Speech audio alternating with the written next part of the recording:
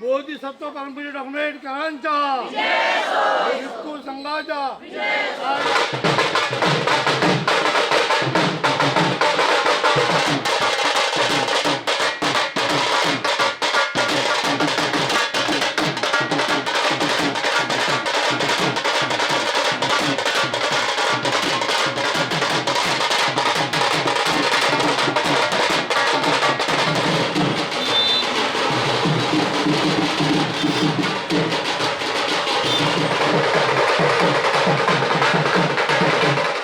बौद्ध परंपरा।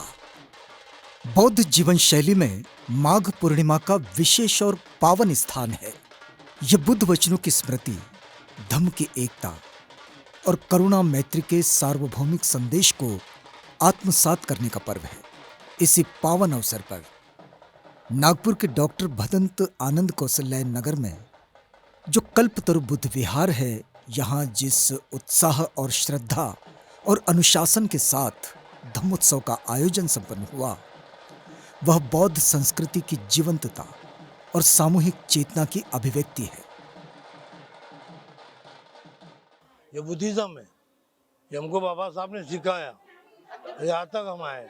भगवान बुद्ध ने आज के दिन, ये माघ पूर्णिमा है, आज भगवान बुद्ध ने घोषणा की है कि मैं यहाँ से 3 महीने के बाद मेरा परिनिर्वाण होगा। भगवान बुद्ध के शिष्य आनंद, उनका देखिए आज के दिन निधन हुआ। और एक पातिमोक्ष था, पातिमोक्ष इन्हें विनय पिटक, इन्हें सभी भिक्षुओं को विनय सिखाया गया। 1250 अभी जो कैंडल देख रहे नीचे चल रही है, वो 1250 अरहत लोगों को वहाँ से यहाँ पर लाया गया और वो अरहतों ने यहाँ पे वो सूत्र पाठ किया। ये पातिमोक्ष है, विनय पाठ, सूत्र पाठ ये किया गया है। तो ये हर साल होती है।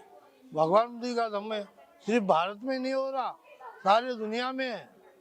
सारे दुनिया जो भी इस विनय से रहता है वो हर दुखों से मुक्त होता है। सभी लोग जो आज विनय से पालन करेगा वो सभी दुखों से मुक्त होगा, परिवार सुखी होगा। सिर्फ नियम नीति नियम का पालन करना जरूरी है। अष्टशील आज उपस्थित है, सभी लोगों ने इतनी बड़ी राखियाँ लाई है। आज भदंत सत्यशील, इनका अस्थि कलश भी लाया गया। भदंत आनंद कौशल्या, इसका अस्थि कलश लाया गया, रैली में घुमाया गया। अब सभी लोगों ने यह अपने श्रद्धा से बनाया गया। कल सुबह सभी भिक्षुओं को संगदान देखिए दिया जाएगा, सभी को प्रसाद वितरण होगा। अभी रात भर पूरा महापरित्राण पाठ सूत्र होगा, कोई खंडन नहीं होगा। ये हर साल होता है। इस माघ पूर्णिमा की वजह से अब सबका मंगल हो, सभी को शांति प्राप्त हो, सभी दुखों से मुक्त हो, यही मैं मंगल कामना करता हूँ। सभी को माघ पूर्णिमा की मंगल कामना देता हूँ। इस दिन भगवान बुद्ध ने अपने महापरिनिब्बाण की घोषणा किए थे, हाँ, वैशाली में। और फिर वहाँ से चल के वो आगे आगे बढ़ते गए अगले अगले गांव में, और फिर वो कुशीनगर पहुँचे। वहाँ पे उन्होंने निश्चय किया था कि मैं वहाँ पे अपना महापरिनिर्वाण करूँगा। तो इस दिन, ये जो दिन है, बहुत ऐसी घटनाएं घटी कि जिसके कारण ये इतिहास में दर्ज हुआ है, और इसलिए पूरे वर्ल्ड में ये दिन मनाया जाता है अच्छी तरह से, खुशी से, उत्साह के साथ में। तो अभी भारत में भी मनाना शुरू हो गया है। तो उपासक उपासिकाएं उसमें सम्मिलित होती है, साथ देती है और अपना पुण्य का कार्य भी करती है, उनको भी चांस मिलता है। और पूर्णिमा होने के कारण उनका उपवास व्रत भी रहता है, बनते लोगों का भी रहता है। तो वे भी अपना पुण्य कमाने का कार्य करते हैं, उपासक उपासिकाएं भी पुण्य कमाने का कार्य करते हैं। मनुष्य मात्र के कल्याण के लिए और मुक्ति के लिए ये दिन सबने एक जगह में इकट्ठा होना बहुत ही लाभकारक है। माघ पूर्णिमा का ऐतिहासिक महत्व ओवद पातिमोक्ष से जुड़ा हुआ है। कहा जाता है कि इस दिन तथागत भगवान बुद्ध ने बिना किसी पूर्व आमंत्रण के एकत्रित हुए 1250 अरहत भिक्षुओं को धम्म का सार उपदेश किया। सब्ब पापस्य अकरणं, कुशलस्य उपसंपदा, सचित्त परयोदपणं, एतं बुद्धानं शासनं। सब पापों से दूर रहो, कुशल कर्म करो और अपने चित्त को शुद्ध रखो। यही उपदेश बौद्ध जीवन दर्शन की धुरी है। और आज के अशांत, असहिष्णु ये जो समय है, इस समय में और भी अधिक प्रासंगिक हो उठता है। तथागत ने माघ पूर्णिमा के दिन महान उपदेश किया है। राजगृह में, वेलुवन में सुंदर उपदेश किया है। आगे जो कौन सा उपदेश है उसके बारे में चिंतन मनन किया जाएगा। लेकिन सुंदर उपदेश में ये आता है कि जो आप लोगों ने साधुकार दिया है, और साधुकार देते वक्त कुछ उपासक उपासिका ने साधुकार दिया नहीं, उनका कंठ से या हृदय से आवाज भी नहीं निकला। तो साधु का मतलब ये होता है कि जो अपने काया कर्मों से, अपने वाचा कर्मों से, अपने मनोमय कर्मों से साधुकार देता है।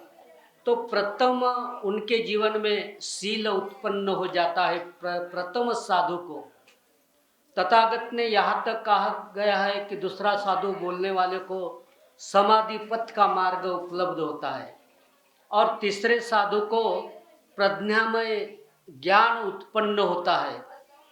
ये साधु का मतलब है। और साधु का मतलब होता है जिसके मन में ये संसार की काम वासनाओं में लिप्त मन होता है। तो जो आदमी साधुकार बोलता है तो उनकी काया कर्म शुद्ध होते हैं।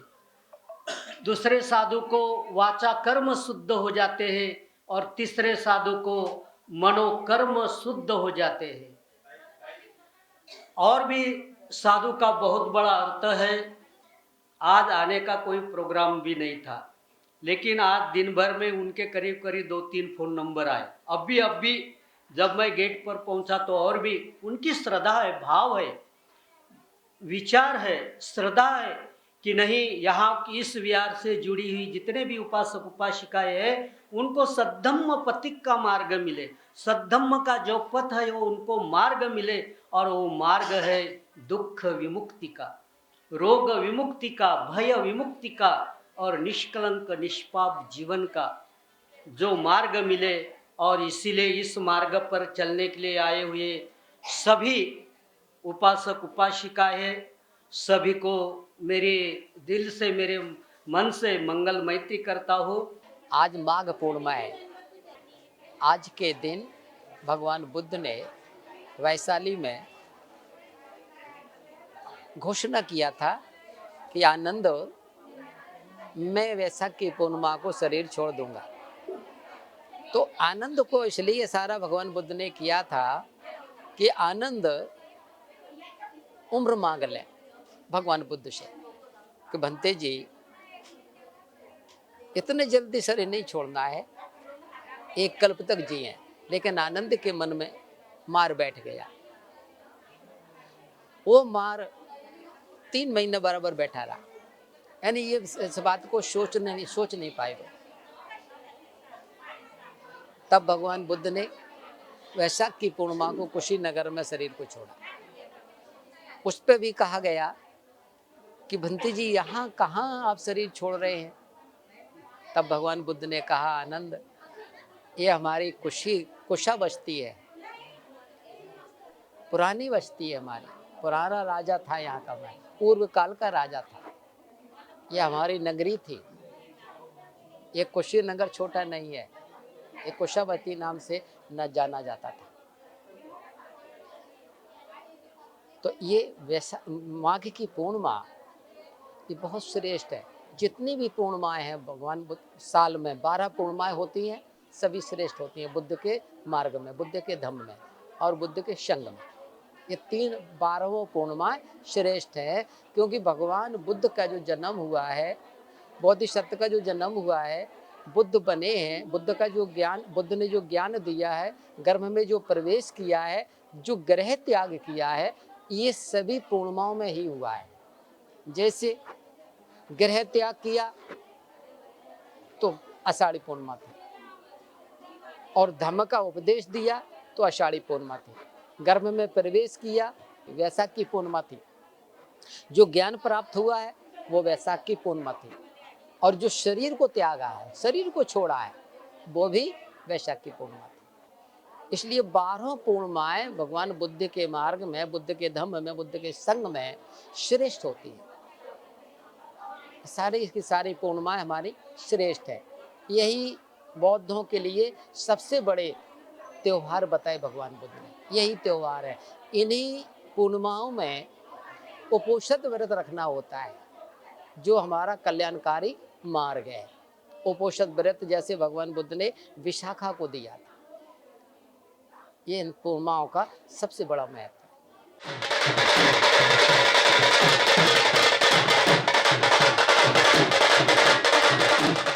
कल्पतरु बुद्ध विहार में भिक्षु संघ के नेतृत्व में निकली ये रैली धम्म के सामाजिक आयाम को रेखांकित करती है।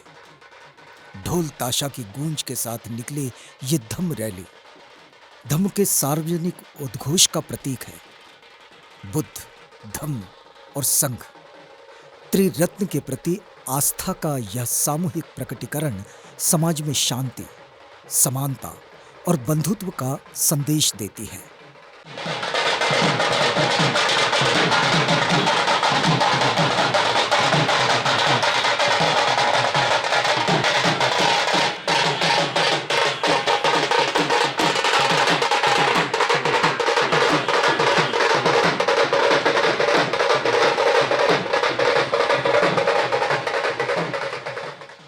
बुद्ध विहार, बुद्ध मूर्तियां और बोधिसत्व बाबा साहेब डॉक्टर भीमराव रामजी अंबेडकर, इनकी प्रतिमाओं पर किया गया यह माल्यार्पण ये उस परंपरा को रेखांकित करता है जिसमें सामाजिक मुक्ति और आत्मिक उत्थान एक दूसरे से अलग नहीं है। आधुनिक भारत में बुद्ध धम्म सामाजिक मुक्ति का दर्शन है। बाबा साहेब ने बुद्ध वचनों को वैज्ञानिक, तर्कसंगत और मानव गरिमा आधारित पाया। उनके लिए धम्म एक विवेकपूर्ण जीवन की प्रक्रिया है। आज माघ पौर्णिमा आपल्या कल्पतरू बुद्ध विहारामध्ये आज आपण महापरित्राणाचं आयोजन केलेलं आहे। तथागत भगवान बुद्धाने आजच्याच दिवशी 1250 अरहंतांना राजगृहातील वेळुवनामध्ये पातिमोक्ष या पातिमोक्षाचा पाठ केला होता। हे विशेष म्हणजे भिक्खू संघाला जो विनय आहे, जो नियम आहे, त्या विनयाचा पाठ म्हणजे पातिमोक्ष पाठ। या पाठांचा 1250 अरहंतामध्ये त्यांनी सर्वात प्रथम त्या भिक्खूंना विनयाचा पाठ केला। याच दिवशी तथागत भगवान बुद्धाने चापाल चैत्यामध्ये वैशालीतील आयु संस्कार, आपल्या आयुष्याचे संस्कार, आयु संस्कार त्यागलेत आणि त्यांनी त्यावेळेस सांगितलं की आजपासून 3 महिन्याने माझे महापरिनिर्वाण होणार आहे, अशा प्रकारची घोषणा केली होती। आजचाच दिवस की तथागत भगवान बुद्धाने वैशालीमध्ये आपलं जे पात्र होतं ते पात्रसुद्धा तिथे वैशालीतील लोकांना देऊन टाकलं. ते पूजेसाठी आजही तिथे आहे. आणि विशेष म्हणजे आजच्याच पौर्णिमेला भगवान बुद्धाचा उपस्थाप भिक्खू आनंद यांचं परिनिर्वाण झालं.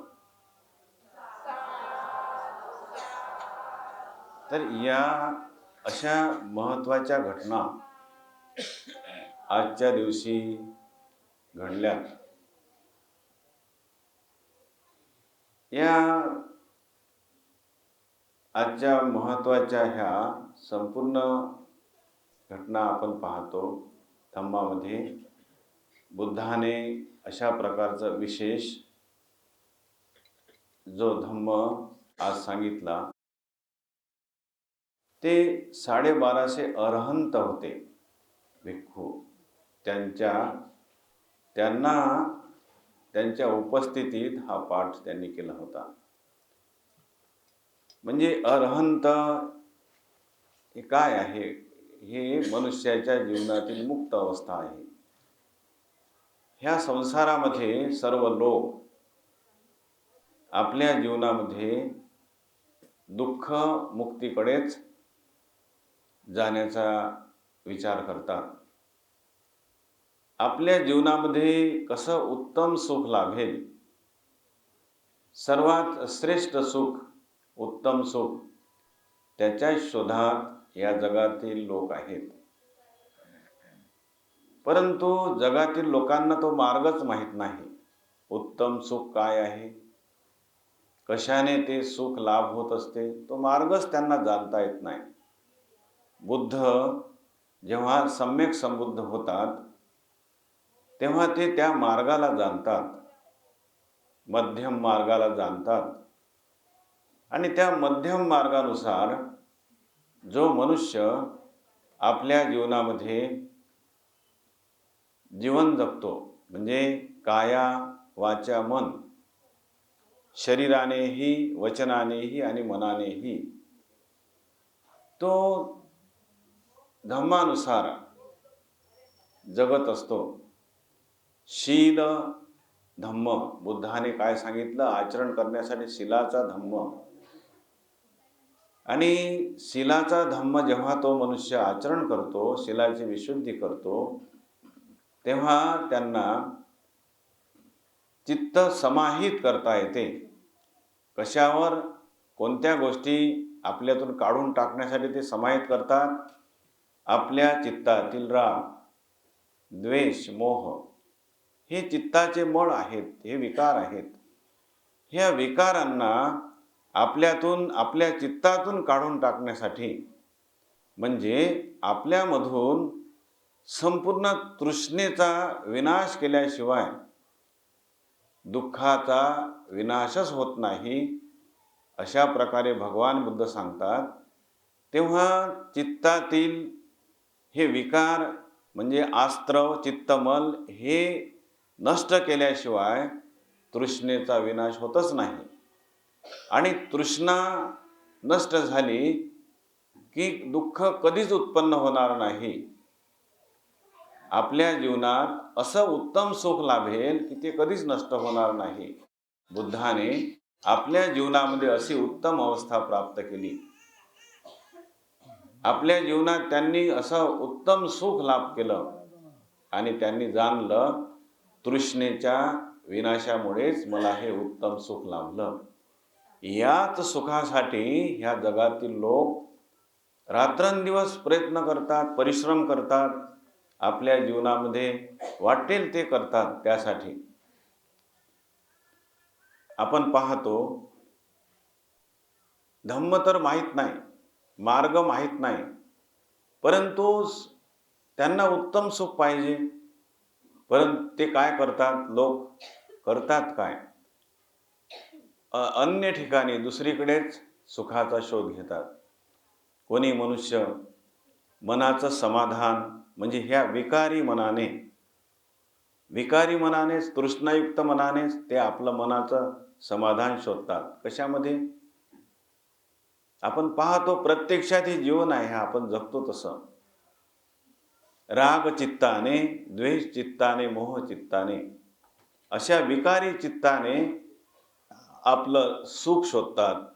जोपर्यंत ते समाधानी होत नाही, म्हणजे एखादा मनुष्य हत्या करतो, प्राण्यांची हत्या करतो, त्याला काही कोणी शिकवत नाही. तो प्राण्यांची हत्या करून कोणत्या उद्देशाने करतो? तो त्याला भय वाटत असेल त्या प्राण्यापासून, म्हणून तो हत्या करतो. एखाद्या वेळेस कोणी त्याचं ऐकत नसेल म्हणून तो त्याला कधी मारतो तर तो मरून जातो, त्याची हत्या होऊन जाते. कधी सहजपणे कितीतरी प्राण्यांची तो हत्या करतो. मनाचं समाधान तिथे शोधत असतो तो. असंच बुद्ध काय म्हणतात की कोणी चोऱ्या करतो, त्याला धन संपत्तीचा संग्रह करायचा आहे, खूप धन संपत्ती मिळवायची, त्याचं मनाचं समाधान जिथे तो शोधतो. कोणी व्यभिचार करतो, व्यभिचार करून मनाचं समाधान शोधतो. कोणी नशा करतो, नशा जोपर्यंत त्याला असं वाटते की त्याच्या मनाला वाटते की मी सुखी झालो पाहिजे, म्हणजे तो वारंवार तेच काम करतो, तसंच करतो आणि आपलं सुख शोधतो. भगवान बुद्ध म्हणतात माणूस आपल्या मनानेच सील तोडून वागतो आणि त्याची इच्छा काय असते? मी सुखी झालो पाहिजे, माझ्या जीवनातील दुःख नष्ट झालं पाहिजे, मला कधीच दुःख उत्पन्न होऊ नये, असं श्रेष्ठ सुख लाभावं की ते कधी नष्ट होऊ नये. त्याच्या मनोमन तो ते विचार करत असतो. भगवान बुद्ध जाणतात की असं जीवन लोक जगत असतात कारण त्यांच्या मनालाच त्या गोष्टी चांगल्या वाटतात. ह्या विकारी मनालाच त्या गोष्टी चांगल्या वाटतात, म्हणून तो मनुष्य आपल्या जीवनामध्ये तसंच जीवन जगतो आणि असंच जीवन जगता जगता त्याला मरणही येऊन जाते. कधीही संस्कार त्याचं आयुष्य घेऊन जातात, तर कधी त्या मनुष्याचं त्याच्या जीवनामध्ये आपण पाहतो त्यानेच केलेले कर्मसंस्कार, त्यामुळे उत्पन्न झालेले कर्मसंस्कार त्याचं आयुष्य घेऊन जातात. तर कधी जन्म झाला म्हणून त्याला मरण येणेच आहे. त्याचं आयुष्यानुसार तो मरतो. परंतु बुद्ध काय म्हणतात? त्याने ज्यासाठी प्रयत्न केले जीवनपर्यंत, त्याचा जो उद्देश आहे सुखी होण्याचा, तो काही सफल झाला नाही. बुद्ध जाणतात की मी माझ्या जीवनात चित्तातील राग, द्वेष, मोह माझ्या नष्ट झाला. आता माझ्या चित्तात कोणतेच विकार नाहीत. माझ्यामधील संपूर्ण तृष्णाच नष्ट झाली. आता माझ्यामध्ये कोणतीच तृष्णा नाही, काहीच नाही. माझं चित्त मुक्त आहे आता. आणि स्वतः त्यांनी तो मार्ग जाणला. त्यांचं चित्त मुक्त झाल्यावर त्यांनी पंचवर्गीय भिक्खूंच्यावर सारनाथमध्ये प्रयोग केला. त्यांनी जाणलेल्या धम्माचा जो मार्ग त्यांनी जाणला, त्या मार्गाचा त्यांनी प्रयोग केला. त्या 5 भिक्खूंना त्यांनी मार्ग सांगितला. तो मार्ग त्यालाच धम्मामध्ये धम्म चक्र प्रवर्तन असं म्हणतात. आणि तो मार्ग सांगितल्यावर त्या 5ही लोकांनी तो मार्ग ऐकला, परंतु त्या 5 मधल्या एकानेच तो मार्ग जाणला. कौंडिन्य, आयुष्यमान कौंडिन्य. भगवान बुद्ध म्हणतात अय्यात कौंडिन्यो, कौंडिन्याने धम्म जाणला. म्हणजे बुद्धाने तर ती मुक्त अवस्था प्राप्त केली. बुद्धाच्या मार्गदेशनेनुसार, धम्मदेशनेनुसार कौंडिन्याने आपल्या जीवनामध्ये ती अवस्था प्राप्त केली, तृष्णामुक्त, दुःखमुक्त. आणि त्यानंतर 3 महिन्याच्या काळामध्ये बुद्ध आणि अन्य 60 भिक्खूंना बुद्धाप्रमाणेच दुःखमुक्त अवस्था प्राप्त झाली, दुःखमुक्त अवस्था. बुद्धाने लोकांच्यावर प्रयोग केला, लोकही बुद्धासारखेच दुःखमुक्त झाले. बुद्ध राजगृहात जातात. बिंबिसाराच्या याचनेवरून बिंबिसाराने बुद्धाला निमंत्रण केलं होतं, जर तुम्ही दुःखमुक्तीचा मार्ग जाणलात तर सर्वात प्रथम माझ्या राज्यामध्ये या, भेट द्या.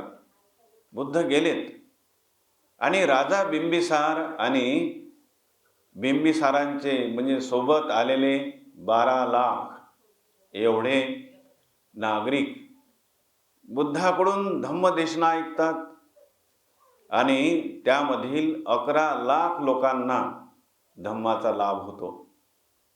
ते श्रोतापती फल त्यांना प्राप्त होत असते आणि 1 लाख लोक बुद्धाला शरण जातात, धम्माला शरण जातात, संघाला शरण जातात.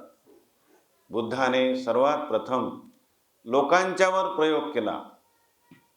धम्मदेशना ऐकताच त्यांना श्रोतापती फल लाभ झाला होता. राजाला सुद्धा श्रोतापती फल लाभ झाला होता. आणि बुद्धाने जिथे जिथे धम्मदेशना केली, धम्म सांगितला, त्या त्या लोकांना उत्तम अवस्था प्राप्त झाली. तो मार्ग बुद्धाने जाणलेला मार्ग, त्या मार्गानुसार धम्मामध्ये आपण इतिहासात पाहतो असंख्य लोकांना मुक्त अवस्था प्राप्त झाली, तृष्णामुक्त, दुःखमुक्त. भगवान बुद्धाच्या भिक्खू संघामध्ये असंख्य भिक्खू बनण्याची याचना करतात, ते भिक्खू होतात आणि मुक्त होतात. आपण जगातील सर्व लोक दुःख मुक्त होण्यासाठीच प्रयत्नशील आहोत. आपल्या जीवनात उत्तम सुखासाठीच प्रयत्नशील आहोत. आणि याच उद्देशाने सर्वात प्रथम 1250 अरहंतांच्या उपस्थितीत आजच्याच पौर्णिमेला भगवान बुद्धाने विनयाचा पाठ म्हणजे पातिमोक्ष पाठ, या पाठाची देशना त्या भिक्खूंना दिली होती.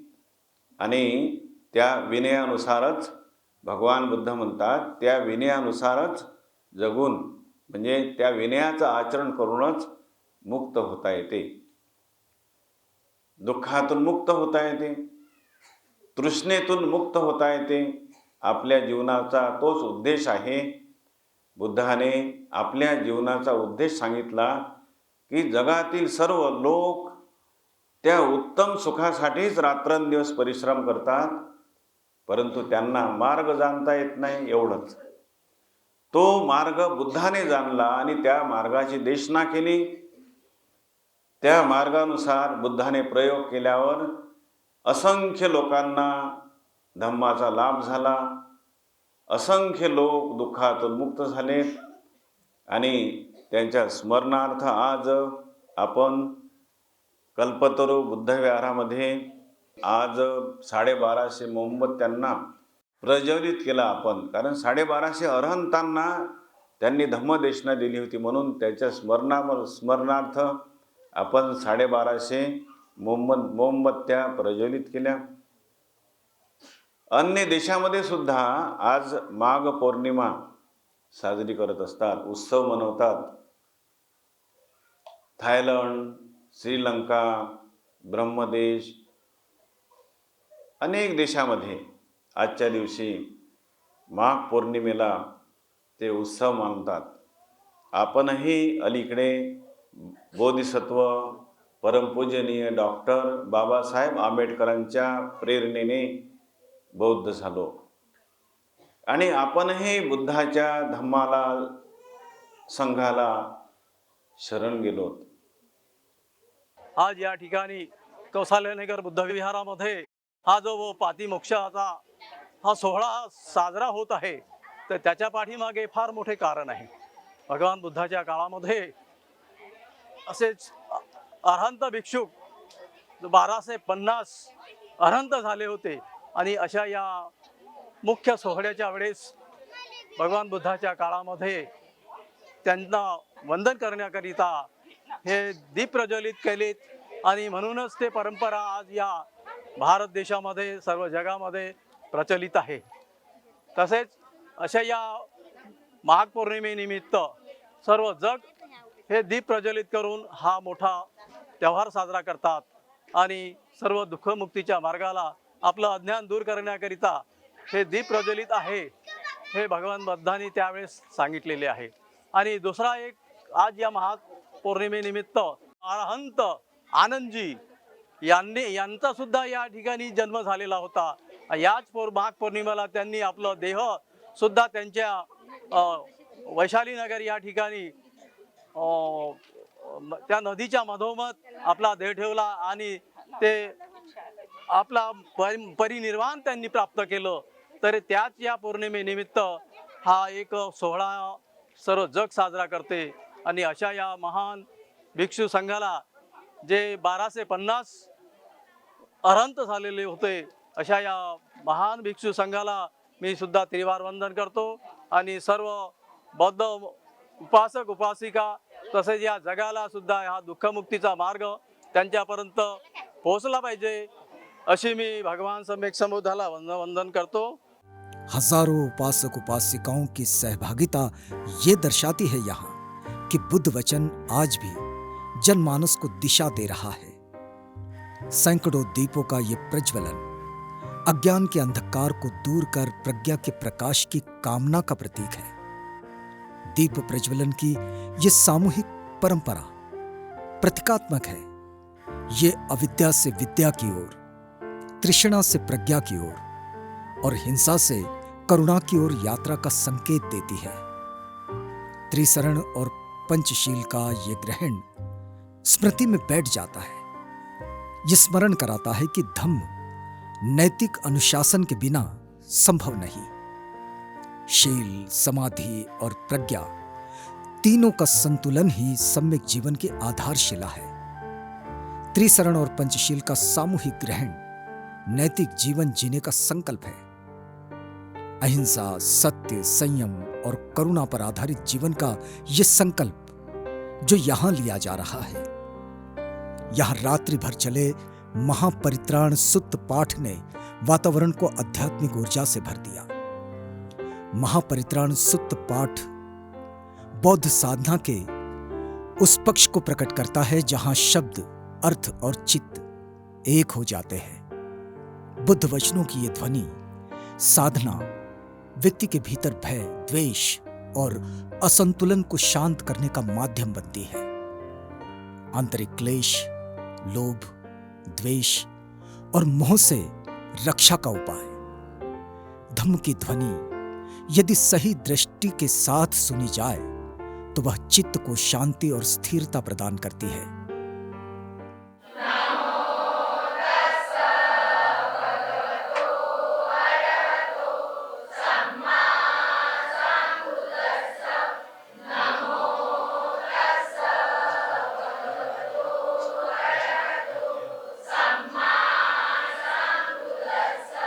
बुद्धं शरणं गच्छामि धम्मं शरणं गच्छामि संघं शरणं गच्छामि। की आज दरवर्षीप्रमाणे आमच्या विहारामध्ये माघ पौर्णिमेचा कार्यक्रमाचं आयोजन केलेलं आहे। तर दरवर्षीप्रमाणे जसे 1250 मोमबत्त्या इथे लावल्या जातात, प्रज्वलित केल्या जातात, त्याचप्रमाणे याही वर्षी त्या कार्यक्रमाचं आयोजन केलेलं आहे। असंच आम्ही दरवर्षीप्रमाणे नेहमी हा कार्यक्रम राबवत असतो। आज सत्यशील भंतेजीची अस्थीसुद्धा इथे उपलब्ध होती, तर त्या अस्थीचं सुद्धा आम्ही रॅलीमध्ये त्यांचं एक मिरवणूक काढली आणि तिकडून आल्यानंतर इथे दीप प्रज्वलित करण्याचा कार्यक्रम आम्ही सुरू केला। आज माघ पौर्णिमेचा दिवस आहे। या दिवसाला सगळे लोक उपवास धारण करत असतात आणि उपवास धारण करून हे अष्टशिलाचे पालन करीत असतात आणि सगळे भिक्षू संघ सगळ्यांना उपदेश करीत असतो. आणि माघ पौर्णिमेचे महत्त्व असे आहे की तथागत गौतम बुद्ध यांनी आजच्या दिवशी आजच्या पौर्णिमेच्या 3 महिन्याच्या पौर्णिमा जी येईल त्या पौर्णिमेला त्यांचं महापरिनिर्वाण दिवस होईल असे त्यांनी सांगितले होते. आणि या पौर्णिमेला सगळे लोक एकत्रित येऊन धम्माचा प्रसार संदेश आणि सगळ्यांची सहनक्षमता वाढावी आणि अंधारातून प्रकाशाकडे जावे आणि सगळ्यांना बुद्धाचा धम्म हा समजावा आणि जागरूक व्हावा आणि याची वाटचाल वेगाने मोठ्या प्रकाशाकडे घेऊन जावे. नवीन पिढी ही आजच्या पौर्णिमेच्या दिवसाकडे रॅलीकडे पाहून सगळ्यांनी त्याच्याकडून आपल्याला बोध घेता येईल किंवा आपल्याला चांगले मार्गदर्शन घेता येईल. चांगल्या चांगल्या गोष्टी शिकून आपल्याला बुद्ध धम्म हा वाढवता आला पाहिजे आणि बुद्ध धम्माचा प्रसार करता आला पाहिजे. आणि प्रत्येक ज्यांना जमेल त्या स्त्रियांनी चीवर धारण केलं पाहिजे, बुद्ध धम्माचा अभ्यास केला पाहिजे आणि आपल्या मुलांना पण घडवले पाहिजे. भावी पिढी जर शिकेल तरच बुद्ध धम्म हा सामोर जाईल. संघदान और धम्म देसना नैतिकता के मूल सिद्धांत को सामने लाते हैं. दान केवल देने की क्रिया नहीं, यह है अहंकार के क्षय की प्रक्रिया. संघ और उपासक समुदाय का यह पारस्परिक संबंध धम्म को जीवंत बनाए रखता है. भिक्खु संघ को दिया गया संघदान और धम्म देसना दान और प्रज्ञा के उस संतुलन को दर्शाते हैं जिसे तथागत बुद्ध ने सर्वश्रेष्ठ माना. धम्मदान. प्रथम ध्यान में विचरण करने वाला उपासक हो, उपासिका हो, भिक्षु हो या भिक्षुनिया, प्रथम ध्यान में अगर वो नहीं रहता तो आपका भोजन नहीं विषैला बन जाता है. ध्यान में रखना है प्रथम ध्यान. द्वितीय ध्यान में जो विचरण करता है तथागत ने कहा कि ये भी महान पुण्य होता है. तृतीय ध्यान में उतरकर जो भोजन करता है, जीवन जीता है, शिविर पहनता है या कुशल कर्म करता है, उनका बड़ा महान पुण्य होता है. अगर नहीं करता तो कुछ नहीं. आप ये जो खाना है रोड पर जिनको बहुत आवश्यकता है रोड के किनारे बैठे जाकर देंगे, लेकिन पुण्य नहीं होता. हम लोग तो बढ़ जाते देखते हैं गेट पर वहाँ लाल बत्ती के पास, तो हम लोगों को गालियां दे देते हैं. अगर नहीं दिए तो उसको दान दो या कुछ करो. लेकिन ये सोचना है कि या चौथे ध्यान की उसने ये किया क्या. अब उसकी 5 प्रकार के, क्योंकि उतना बोलते गए तो और समय ज्यादा होगा. जो आदमी पंचम ध्यान में उतरता है 5 प्रकार का प्राणी होता है. उसके बाद छठा आता है आकाशानयतन, भूमि पर रहने वाले, आकाश में रहने वाले, 10 दिशाओं में रहने वाले. वो विचरण करता है अपने चित्त से, अपने बुद्धि से, अपने गुणों से, अपने शील मार्ग पर आरूढ़ होकर समाधि प्रज्ञा के मार्ग पर जाकर आकाशानयतन की साधना करता है. ये जीव जो भोजन कौन विचरण कर रहा है? आकाश विज्ञान को जानते हुए, वो आयतन को जोड़ते हुए, 6 आयतन को जोड़ते हुए जीवन जीता है. चाहे कोई मेरा भिक्षु हो, भिक्षुनिया हो या उपासक उपासिका हो. सुंदर जीवन. नैव संज्ञाना संज्ञायतन, आकाश विज्ञान आयतन, नैव संज्ञाना संज्ञायतन और निरोध समापति, ये है 9 प्रकार के जीव इस भूमि पर पुण्य कर्म करने के लिए. और अगर ये पुण्य कर्म करना है जो आप लोगों ने कुशल कर्म किया है कि कोई न कोई भिक्षु यहाँ पर प्रथम ध्यान विहारी होकर विचरण करता था रात को, कोई न कोई उपासिका अनंत श्रद्धा भाव विश्वास लेकर वहां पर परितदेशना में बैठी हुई थी. प्रथम ध्यान में छोटी सी बात नहीं होती. सारा वातावरण मंगलमय शब्दों से, मंगलमय बुद्ध गुणों से, मंगलमय धम्म गुणों से प्रकाशित हो रहा है. इसलिए मैं भंते जी को बोला कि आपकी प्रसन्नता बोलो. आपके मन में प्रसन्नता क्या है, शांति क्या है, आपका प्रसन्न भाव क्या है, आपका आलोक क्या, आपका प्रकाशमय जीवन क्या बोलता है कि आपने जो कार्य किया है। और बहुत सारे उपासक उपासिकाओं ने आपको संयोग किया है, भिक्षु भिक्षुनियों ने भी संयोग किया है। तो आपका उसका कारण था कि माघ पूर्णिमा के उपलक्ष्य में या 9 प्रकार के जीव उत्पन्न हो और सुगति के मार्ग का महापवित्र धम्म देशना हो। मैंने बंटे जी को शब्द दिया था, आऊंगा करके। हाँ? शब्द के इधर यहाँ नहीं जाता। तो जो 9 प्रकार के जीव यहाँ पर उपलब्ध थे, 9 प्रकार के जीवों को तथागत ने 9 सत्तावासा कहा गया है और 10 दिशाओं में कहीं भी रहते हैं।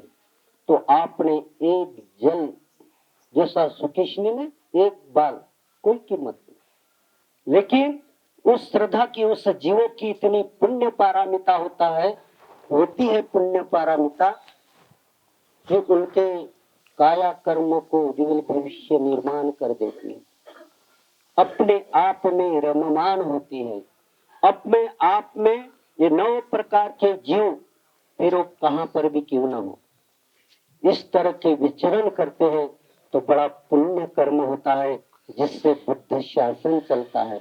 आपने जो भोजन दान दिया है, क्या हमको भोजन नहीं मिलेगा? नहीं, आपकी अनंत श्रद्धा की इस भव में, इस विश्व में जो ये 9 प्रकार के जीव होते हैं, ये क्या काम करेंगे? हंसी मजाक ठिठोली करेंगे? नहीं, चिरंग रखन्तु बुद्ध शासन, बुद्ध शासन को चलाएंगे, बुद्ध शासन को चलाएंगे। आपने छोटा सा भोजन का एक घास दिया है, एक छोटा सा, इसीलिए नहीं दिया कि मैं जाकर ये कुछ गलत करूं, नहीं, बुद्ध चिरंग रखन्तु बुद्ध शासन, बुद्ध शासन चलाने के लिए आपकी श्रद्धा हो कि मैं जो भी करती हूँ या करता हूँ छोटा सा काम, ये बुद्ध शासन चिरस्थायी हो। और इस भूमि के जो 9 प्रकार के प्राणी हैं, जिसमें कुशल कर्म किया गया है, ये बुद्ध शासन को चलाए। चिरम रखन्तु धम्म देशं, चिरस्थायी धम्म देशना को चलाए। और भगवान बुद्ध का आवातित सत्यमयेतं बुद्धान शासन, ये शासन हमेशा चलते रहे जैसी जलधारा। ये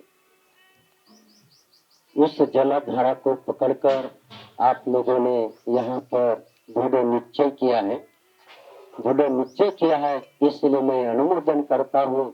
चिरं रखन्तु बुद्ध शासन, आप बाबा साहब के धम्म क्रांति में है, द्वितीय बुद्ध शासन में है, और आप लोगों की बहुत बड़ी जिम्मेवारी है। पिछले साल या उसके पिछले साल आया तो उपासक उपासिका को बोलना इतनी एक्टिव नहीं थी, अभी बहुत अच्छा। मैं बोला एक उपासकों को, ये वक्त बहुत बड़े उपासक उपासिका बड़े एक्टिव हुए कि कोई चीज की कमी नहीं आने दे। तो ये बहुत अच्छा है, सद्धर्म में परिपक्व हो जाएगा। और आप सभी को जिस खोज के लिए आप इस भूमि पर है, खोज के लिए, जिस रहस्य के लिए, समझने के लिए, तो बुद्ध शासन आपकी सहायता करेगा। बुद्ध शासन करता है, मैत्री रूप से, करुणा के रूप से, मुदिता के रूप से, उपेक्षा समता भाव के रूप से बुद्ध शासन सहाय करता है। और वो सहायता जीवित पर्यंतं यावत् निब्बान, जब तक आपका जीवन है और जब तक निष्कलंक निष्पाप जीवन उपलब्ध नहीं होता, तब तक आपका ये पुण्य कर्म आपको सहाय करेगा। और बाबा साहब की जो धम्म क्रांति है, द्वितीय बुद्ध शासन की, ये चिरस्थायी होगी। आपने दिया हुआ भोजन कुशल कर्मों का भिक्षु संघ अनुमोदन करता है, जिससे धम्म देशना चिरस्थायी हो, बुद्ध शासन चिरस्थायी हो। और तब तक चिरस्थायी हो कि जब तक हमारे जीवन में एक बोध है, एक श्वास है, तब तक हमारा संकल्प पूरा होगा। यही मंगल मैत्री करता हो। माघ पूर्णिमा का ये उत्सव और बुद्ध वचन किसी एक काल या समुदाय तक सीमित नहीं, वे मानवता के लिए है।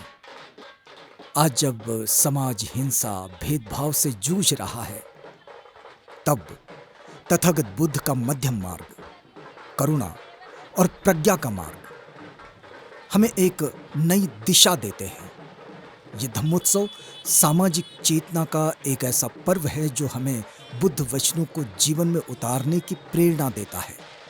धम्मोत्सव का सार तो यही है कि बुद्ध वचन ग्रंथों में सीमित ना रहे, बल्कि समाज के आचरण में प्रकट हो जाए।